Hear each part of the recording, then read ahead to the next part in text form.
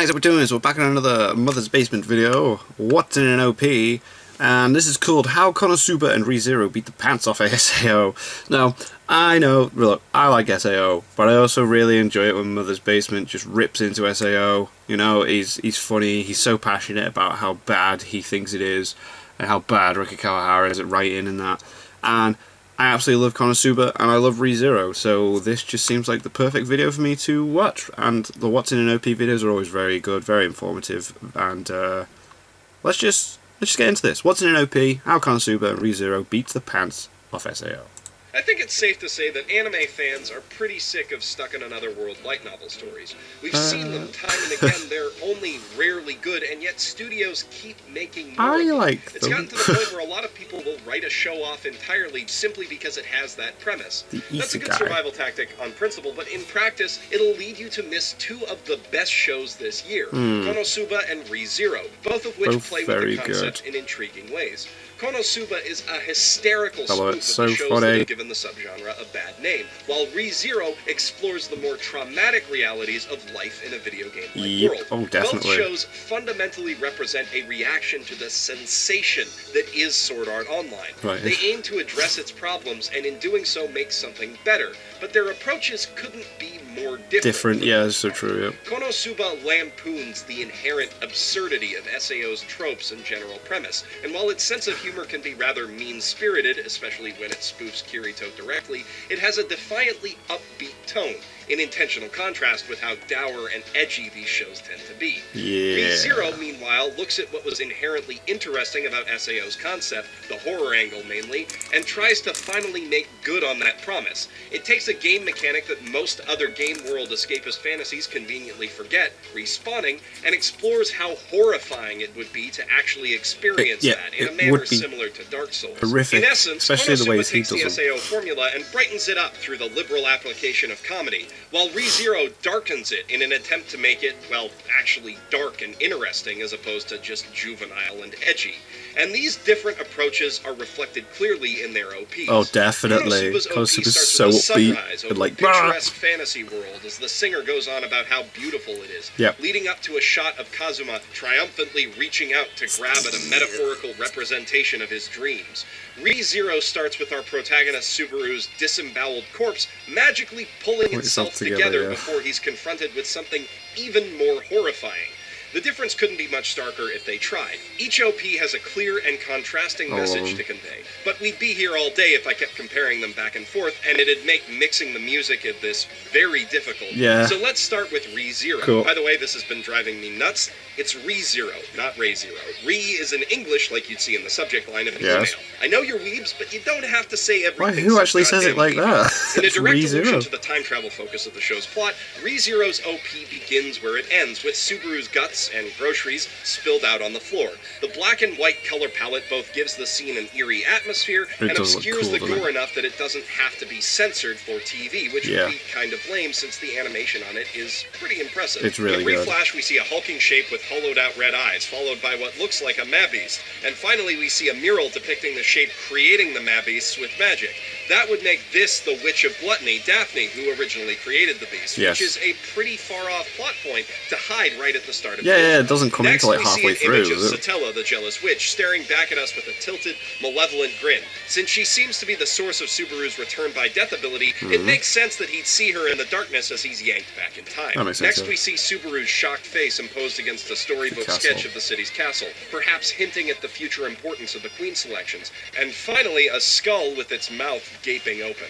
As these shots flash by, they're surrounded by distinctly runic-looking characters, although they're so stretched that it's hard to pick out exactly what they're supposed to be. So many My layers. best guess is that the text is a corruption of the Japanese katakana and kanji writing system, possibly mixed with other runic languages. It's pretty hard to decipher, but we are given one clue at the title card, which is shown written in these runes before being translated into something. ReZero, life in a different world from The most Zero. recognizable character to me is this one, which looks a lot like the katakana for Re, which would suggest suggests to me that maybe this is meant to be read right to left. These look like they could be archaic kanji, but I don't even know my regular kanji, so I'll leave that to someone who does to fully decipher, assuming I'm not talking out of my butt. Regardless of their individual meaning, these shots seem to foreshadow serious events yet to come, so it's probably a lot good of that stuff going down in that show. Following this, we see the series principal cast spinning around in a dark fog as images of them flicker in and out of existence. Look at that, the animation is brilliant on that. The way that they blink in and out, change position, and shift between different expressions would seem to imply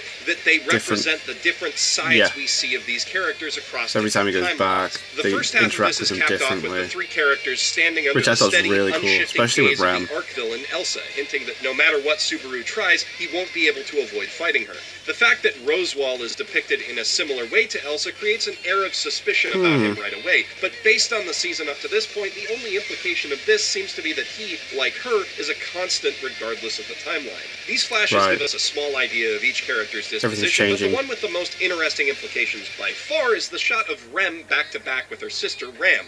Ram was shown with fairly standard character shots of the two of them, but behind Rem we see a ghostly image of her sister that, judging from her reaction, seems to be haunting her. Since every other image like this represents a different timeline, this specter of Ram can be taken to represent what she could have been had she not lost her horn trying to protect Rem. As we find out, this burden is what drives Rem to be the perfectionist that she is. As we come out of the haze into the light, the music takes on a more mellow tone, and we see Amelia standing with her arms open to Subaru. At first, this might strike you as an endearing image, but take note of Amelia's reflection in the water. It's backwards. There's something going on with Amelia. It's not so much hinted as it is overtly stated that she has some connection to Satella, the jealous witch. This subtly off, sinister imagery definitely evokes that, and possibly hints at the nature of that connection. This is a story involving time travel, after all, so it's entirely possible that Amelia might go back in time at some point and become Satella. Without warning, the claw representing the curse placed on Subaru lunges forward and pulls Amelia away from him. In a flash, we see a distorted sketch of the castle, indicating that the future has become unclear, before Amelia kind of pops. Subaru is left looking around for her frantically until a future version of himself confidently walks by and tags him out, causing him to disappear in a similar fashion. As this happens, the castle flashes by once again, its image now undistorted, but we also see an ominous close-up on a skull. Then, in a single brief image, we see Subaru making dozens of fruitless attempts to reach Amelia, failing in each timeline, and just like that, he goes from being cool-headed to totally exasperated. The principal cast circles around he just gets to that point at some point, and it's just like, oh my god, why? Putting up a united front despite how confusing things are. And then we see a few stylish but simple shots of a few supporting characters. Cool. The meaning in this is basically, here's the cast. Now here's the title, after a few more quick flashes of the same shots we've seen before. Finally, we see Subaru running through the darkness toward another version of himself, struggling to tag out and make that final push toward the light. He presses through and on the other side sees all of his friends, or at least all of his waifus, the show knows how to go for a quick sell, standing there waiting for him. But just as he's about to reach them, Satella's hand reaches out once again to pull him back into the darkness. As his face twists in anguish, grabs his heart, doesn't she, every time he tries to say something. Itself behind him. Then, in a flash, we see two of the weapons that kill him, Elsa's blade and Rem's flail, and finally we return to exactly where we started, creating a perfect loop, which would seem to be a pretty dismal place to start an episode, but remember, we are returning to zero, and that gives Subaru a chance to try again. And the great thing about his character is that he will keep trying, even if he needs a break. Definitely. This OP shows him going through a lot of adversity, but he struggles against it valiantly over and over. And despite the downer ending, there's an undercurrent of hope. Which, if you get down to it, is the big thing that sets dark tragedy like this apart from an edgy melodrama like SAO. SAO heaps misery on its cast because being tortured is deep and cool. ReZero does it to give them an opportunity to prove themselves and overcome. It's a test of, and testament to, the human spirit. But that's just one way to outdo SAO. The flip side of tragedy is comedy, and that's where Konosuba comes in. As we're brought into the title card, we start on a much less drab note. Kazuma Sato, Aqua, Megumin, and Darkness bob their heads along to the theme song and gaze up at the bright blue sky. This OP follows a pretty simple narrative arc as Aqua and Sato fail quests multiple times before finally succeeding by the skin of their teeth. It's kind of light on symbolism, but it's heavy on fast, blink-and-you-miss-them jokes. We enter on Sato and Aqua as they start their day outside the barn where they're sleeping, gazing out confidently at the city. Sato looks back at Aqua. She returns a goofy smile. They stand up, get their equipment ready, and ready to go. Get obliterated by a single troll and a bunch of forest creatures, ending the day with their faces in the dirt and their asses in the air. This joke works on an inversion of expectations. In pretty much every shonen anime opening, characters gearing up to fight are met invariably with success, not humiliating defeat. Yeah. Of course, that's not quite as funny the second works. time you watch it, but the expressive artwork was enough to make me chuckle at this and most of the other gags in the OP for the entire duration of the first season. The next day they pick up Megumine stuffing her face at the Adventurer's Bar.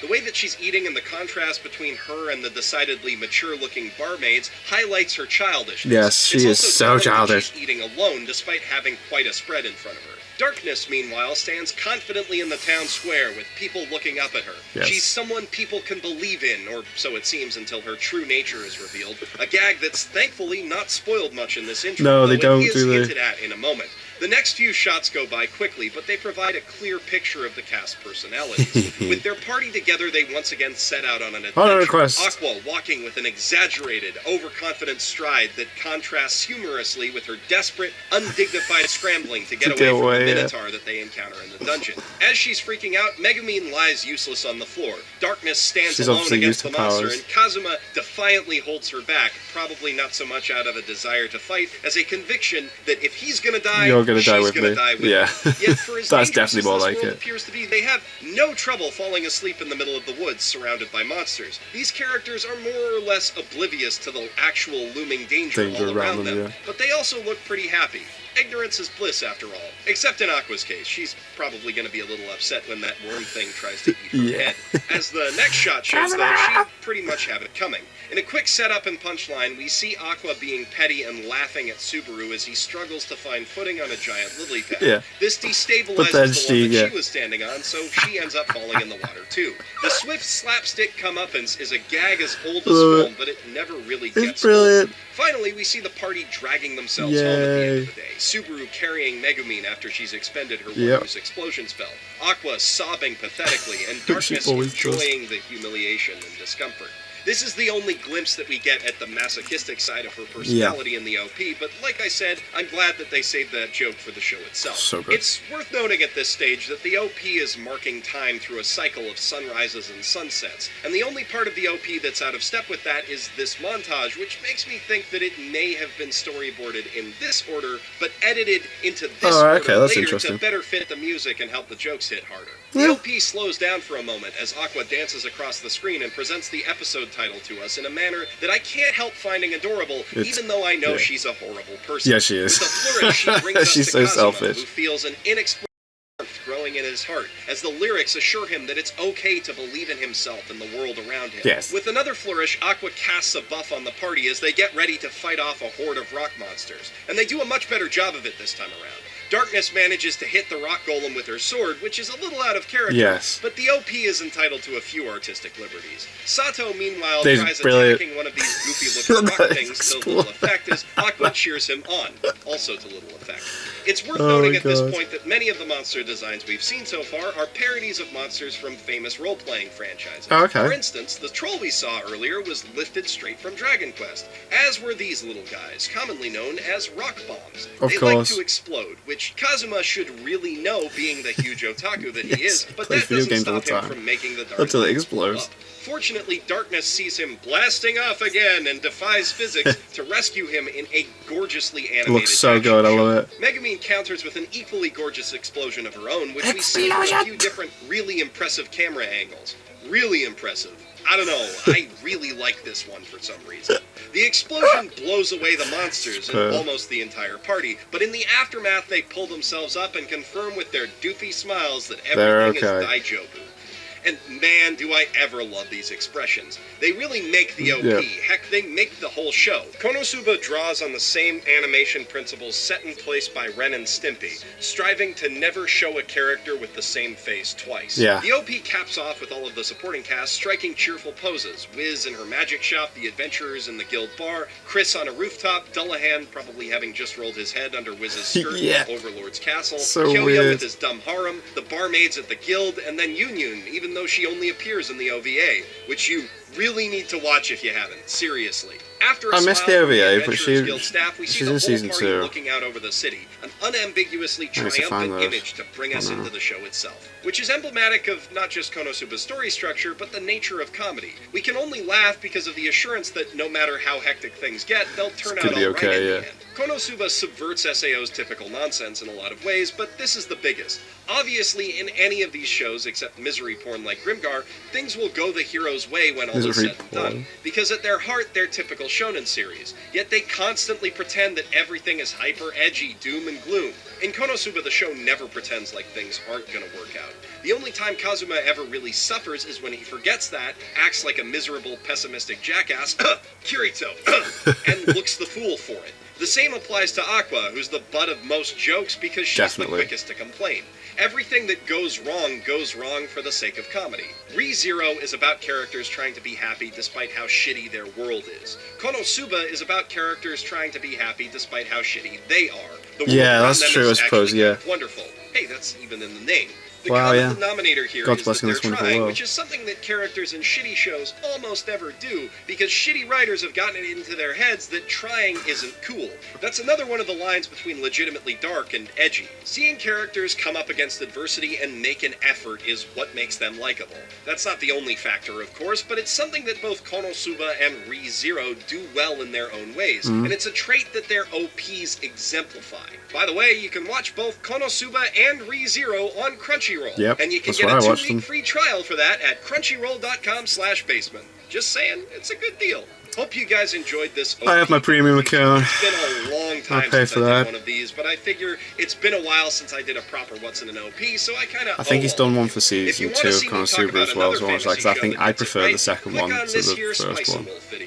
Or if you want to see It's more just of them one that dancing gets to it very wrong, I've done a few other things about SAO. To make sure you see more videos like this and those every week forever, subscribe to Mother's Basement and turn on notifications by hitting the little gear next to the subscribe button. I'd advise you do that for my channel as well. Page feed, because YouTube can be dumb about that otherwise. Jeez. If you really want to help the channel out, consider pledging your support to my Patreon campaign, like the handsome, intelligent mofos whose names you're seeing on screen right now.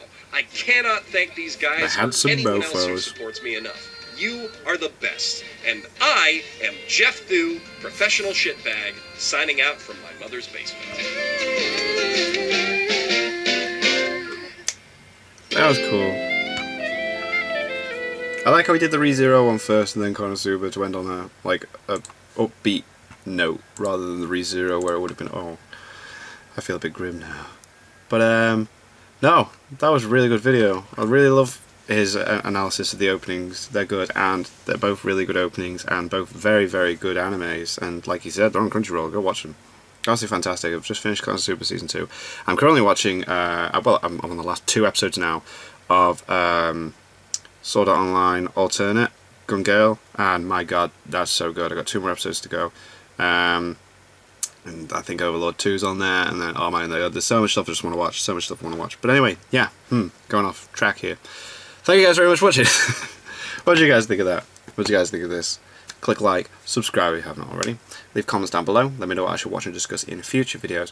And I'll see you guys, yes, all of you guys, next time.